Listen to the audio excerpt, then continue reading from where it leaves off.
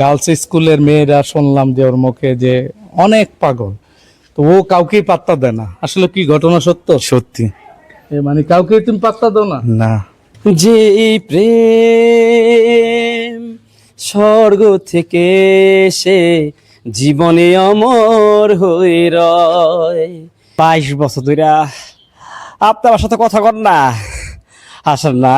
দিলদার আমাদের প্রিয় কৌতুক অভিনেতা, বাংলাদেশের অন্যতম। তার কণ্ঠে একটা যে কোনো একটা ডায়লগ দাও তো। আয় হায় বড় ভাই, এই যে কি গায়ে আর কুতুতু করে। আয় হায় মরজি না, তুমি কোনো চিন্তা করো না, আমি তোমার এলে কক্সবাজার যামু। আমরা যে জায়গাটায় আজকে শুটিং করলাম, মুন্সিগঞ্জ গোপালনগর পালবাড়ি, অসাধারণ জায়গা।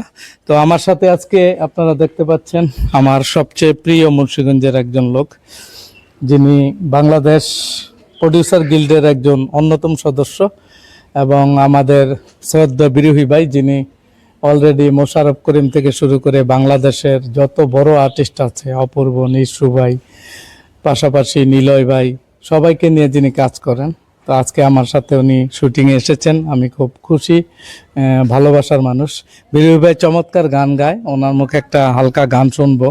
তো সেই ফাঁকে আমি আরও পরিচয় করে দিই, আমার সাথে আজকে নতুন আরেকজন অভিনেতা ছিলেন। ভাইয়া তোমার নাম? কবির। কবির ভাই। কবির ভাই কি নাচ পারো? না, নাচ পারি না। গান পারো? গান পারি। একটা গান গাও তো। এমন গান একটা কলি গাও, একটা কলি গাও দর্শকদের জন্য। এই যে ক্যামেরায় তাকিয়ে কি গান রাখো? যে কোনো একটা গাও, যেটা পারো, এক কলি।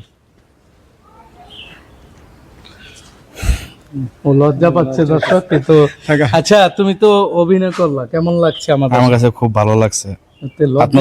লজ্জা পাচ্ছ কেন? ও তো আরেকটা বিষয় দর্শক আপনাদেরকে জানাই, সেটা তোমরা ওই সাইডে যাও।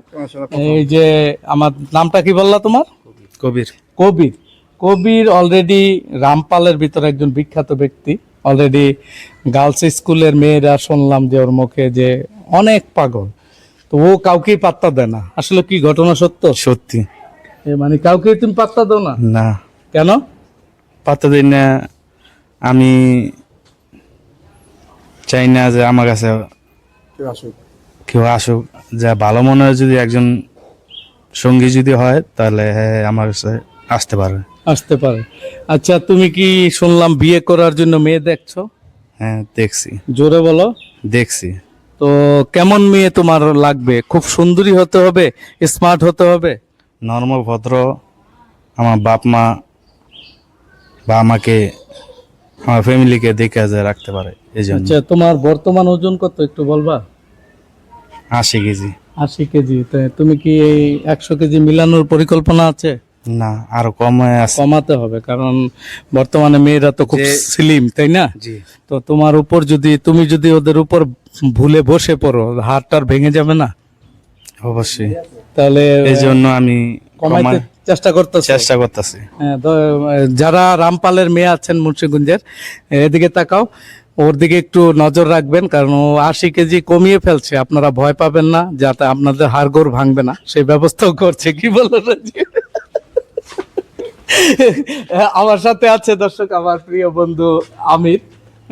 আমির বরাবরই খুব ভালো গান গায়, ভালো একজন অভিনেতা। আমির, তোমার মুখে একটা লাইন যে কোনো গানে।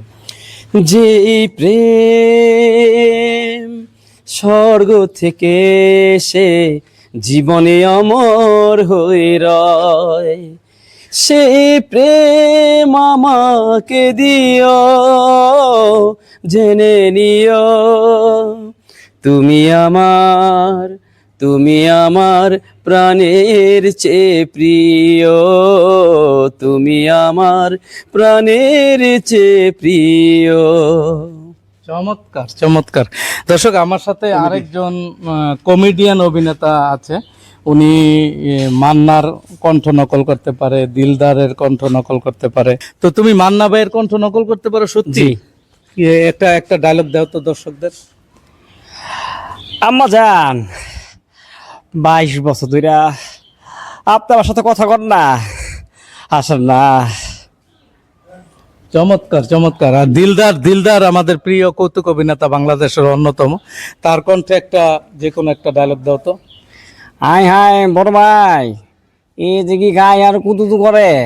আয় আয় মর্জিনা, তুমি কোনো চিন্তা করো না, আমি তোমার এলে কক্সবাজার যামু, আর দুজনে হাবুডুবু করমু, আর খালি কুতুতু করমু। অমাগো